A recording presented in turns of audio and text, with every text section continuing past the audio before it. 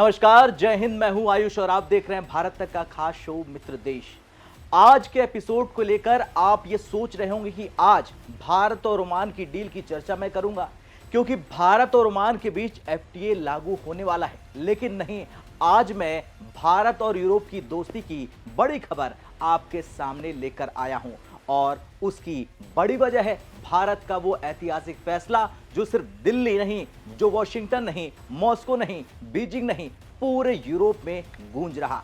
26 जनवरी 2026 भारत का गणतंत्र दिवस और इस बार एक नहीं दो मुख्य अतिथि होंगे। न ट्रंप होंगे, न पुतिन होंगे, न मेलोनी होंगी, न फ्रांस के राष्ट्रपति होंगे, न जर्मनी के चांसलर होंगे और न ही इंग्लैंड के पीएम होंगे। इस बार ये सिर्फ परेड नहीं होगी, इस बार सिर्फ झांकी नहीं होगी, ये सिर्फ सम्मान नहीं होगा, ये होगा भारत की नई वैश्विक पहचान का प्रदर्शन। तो सवाल उठता है, आखिर कौन? आज मित्र देश में हम आपको बताएंगे उस ऐतिहासिक फैसले की पीछे की पूरी खबर। दरअसल सबसे पहले बात करते हैं उन नामों की जो नहीं आ रहे। न अमेरिका के राष्ट्रपति ट्रंप, न रूस के राष्ट्रपति पुतिन, न चीन के राष्ट्रपति, न फ्रांस, न इंग्लैंड, न जर्मनी। और यहीं से भारत का मैसेज शुरू होता है। अमेरिका आज भी सुपर पावर है, लेकिन उसकी नीतियां बदलती रहती है। एक राष्ट्रपति आता है, सब कुछ उलट देता है। रूस भारत का पुराना मित्र है, लेकिन आज वो युद्ध और प्रतिबंधों से जूझ रहा है, उलझा हुआ है। फ्रांस भारत का पक्का दोस्त है, लेकिन भरोसेमंद नहीं कहा जा सकता।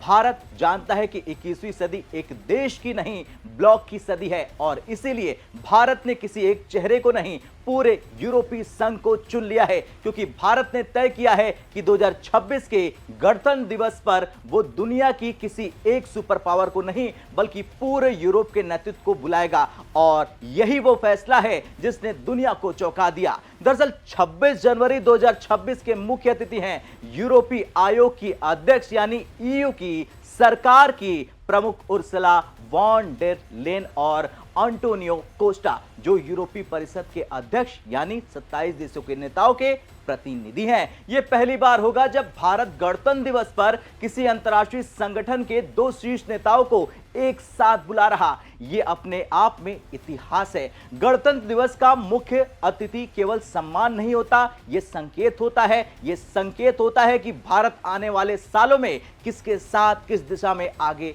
चलने वाला है। जब भारत एशियन देशों को बुलाता है तो वो दक्षिण पूर्व एशिया को प्राथमिकता देता है। जब भारत अमेरिका को बुलाता है तो वो इंडो पैसिफिक को संदेश देता है। और जब भारत ईयू को बुला लेता है तो वो कहता है कि हम एक से नहीं, एक महाद्वीप से साझेदारी करना चाहते हैं। अब सवाल यह उठता है कि भारत ईयू रिश्ता क्यों निर्णायक है। दरअसल ईयू में कुल 27 देश हैं और 45 करोड़ से ज्यादा की आबादी है, जो दुनिया की सबसे बड़ी ट्रेडिंग इकाई। और भारत और ईयू का रिश्ता अब सिर्फ व्यापार तक सीमित नहीं रह गया है। यह रिश्ता है टेक्नोलॉजी का, रक्षा का, डिजिटल भविष्य का, जलवायु नेतृत्व का। भारत को चाहिए उच्च मतलब हाई तकनीक, ग्रीन एनर्जी और सेमीकंडक्टर। ईयू को क्या चाहिए? ईयू को चाहिए एक भरोसेमंद मैन्युफैक्चरिंग हब। और यही बिंदु भारत को ईयू का सबसे अहम पार्टनर बना देता है।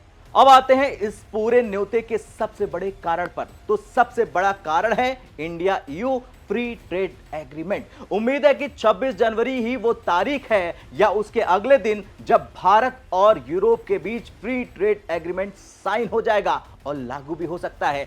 ऐसे में अगर ये समझौता हो जाता है तो भारत को यूरोप के बाजारों में आसानी से एंट्री मिल जाएगी, एक्सपोर्ट में जबरदस्त बढ़ोतरी आ जाएगी, निवेश का बाढ़ जैसा प्रवाह हो जाएगा। इतना ही नहीं, दूसरी तरफ ईयू को चीन का विकल्प मिल जाएगा, स्थिर सप्लाई चेन मिल जाएगा, भरोसेमंद लोकतांत्रिक पार्टनर की तलाश खत्म हो जाएगी।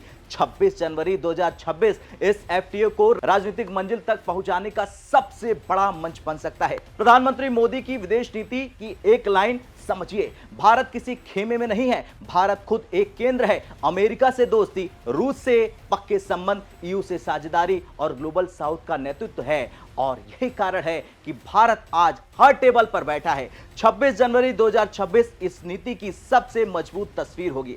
अब जरा सोचिए, जब ईयू का नेतृत्व राजपथ पर बैठेगा, जब ईयू का झंडा लहराएगा, तो सबसे ज्यादा परेशानी किसको होगी?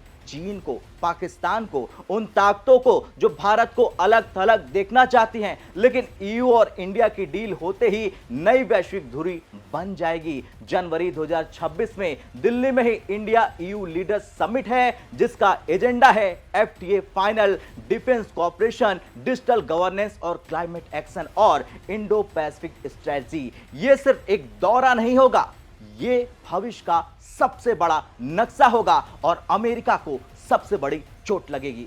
वैसे भारत और यूरोप की दोस्ती अचानक नहीं बढ़ी है, यह है सालों पुरानी रणनीति और आज वो समय आ गया है जब दोनों पक्षों ने लगभग सहमति बना ली है और इस आग में घी डाला है पीयूष गोयल की इस बयान ने। जरा ध्यान से सुनिए।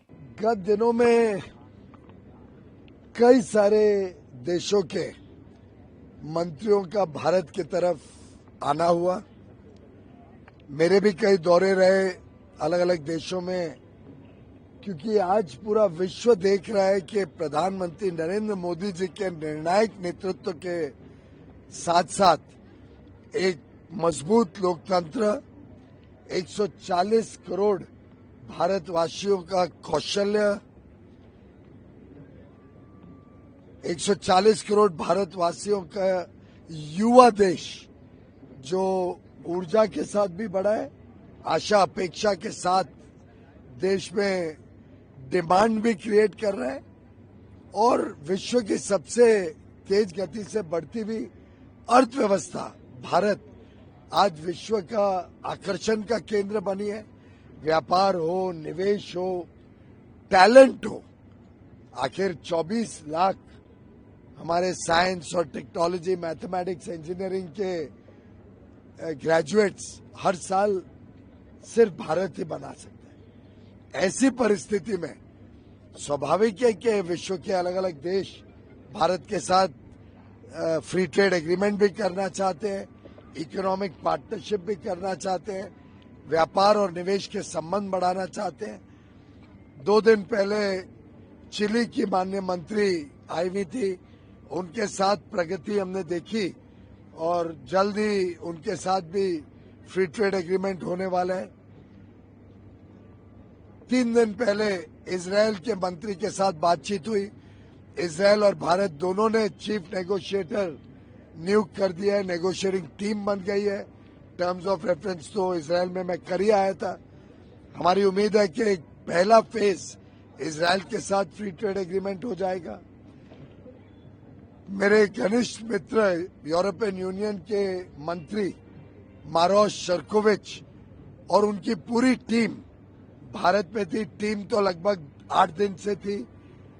मारोस शर्कोविच 2 दिन रहे, बड़े विस्तार से हमारी चर्चाएं हुई। वो जयशंकर जी और निर्मला जी को भी मिले और एक फ्री ट्रेड एग्रीमेंट की मोटा मोटा रूपरेखा तैयार हो गई है।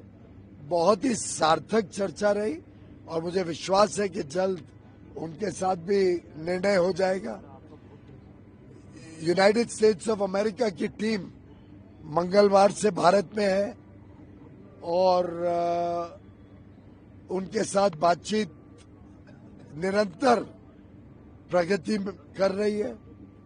बायलैटरल ट्रेड एग्रीमेंट की तरफ हम आगे बढ़ रहे हैं। इसी प्रकार से ओमान के साथ हमारी बातचीत अंतिम छोर पर है फ्री ट्रेड एग्रीमेंट की। न्यूजीलैंड के मंत्री परसों आने वाले हैं, उनके साथ भी हमारी बातचीत लगभग आखिरी कुछ चरण पे पहुंच चुकी है। इटली के डेप्यूटी प्राइम मिनिस्टर कल आ रहे हैं, मुंबई आ रहे हैं, उनकी कई सारे बैठकें हैं और मैं एक सुनाते जा सकता हूं। ये है भारत का आज का चित्र, ये है भारत की संभावनाएं, ये है भारत का उज्जवल भविष्य। तो सुना ना आपने, भारत के मंत्री का बयान, एफटीए की रूपरेखा लगभग तैयार है और हम इसे जल्द से जल्द पूरा करेंगे। अगले हफ्ते, अगले महीने, देखते हैं कब। इसी बयान ने अमेरिका की नींद उड़ा दी है, क्योंकि पहली बार ऐसा हुआ कि भारत की प्राथमिकता अमेरिका नहीं बल्कि यूरोप बन गया है। याद रखिए, अमेरिका का इतिहास भारत के साथ कभी स्थिर नहीं रहा है। कभी टैरिफ की धमकी अमेरिका देता है, कभी भारत पाकिस्तान युद्ध में कूदता है, कभी चावल पर रोक लगाता है। अमेरिका हमेशा उपदेश देने में आगे रहता है और फायदा लेने में भी उससे भी आगे रहता है। लेकिन इस बार भारत ने रास्ता ही बदल दिया है। भारत ने साफ कह दिया है कि पहले यूरोप, और यही बात अमेरिका को लगी सीने पर। भारत और यूरोपीय यूनियन के बीच चल रही बातचीत अब लगभग फाइनल स्टेज पर पहुंच चुकी है। ईयू ट्रेड कमिश्नर 8 दिन भारत में रहे थे। विदेश मंत्री एस जयशंकर के साथ साथ वाणिज्य मंत्री पीयूष गोयल से मुलाकात भी की थी, कई मीटिंग्स की थी, जो एक बात साबित करती है कि ये डील नहीं रुकने वाली है। अब जैसे यूरोप और भारत करीब आ गए, अमेरिका ने कह दिया हम भी तुरंत ट्रेड डील चाहते हैं। ये वही अमेरिका है जो कल तक भारतीय चावल को रोकने की धमकी दे रहा था, स्टील एल्यूमिनियम पर टैरिफ लगाता था, भारत की नीतियों पर सवाल उठाता था। लेकिन आज वही अमेरिका दौड़ पड़ा है, क्योंकि भारत ने उसे साफ संदेश दे दिया है कि हमारे पास दूसरे विकल्प भी है और वो तेजी से आगे बढ़ रहे हैं। भारत सिर्फ व्यापार नहीं करता है, भारत इतिहास लिखता है। और यही है आज का सबसे बड़ा सवाल कि यूरोप के साथ भारत की बढ़ती नजदीकी को देखकर क्या अमेरिका डर गया है? और जवाब भी हाँ ही होगा। खैर, कुल मिलाकर 26 जनवरी 2026 भारत के इतिहास में सिर्फ एक तारीख नहीं होगी, ये दिन बताएगा कि भारत अब आमंत्रित नहीं होता, भारत आमंत्रण देता है। भारत अब अनुसरण नहीं करता है, भारत दिशा तय करता है। यह फैसला पूरे भारत के लिए गर्व का विषय है। अब आपसे मैं सवाल करना चाहता हूं, जिस तरह से भारत ने मुख्य अतिथि चुना है यूरोपीय देशों की अध्यक्ष की, उसे लेकर आपका क्या कुछ कहना है? कमेंट कर जरूर बताएं। कल फिर से मिलते हैं मित्र देश के एक और एपिसोड में। तब तक के लिए जय हिंद, जय भारत।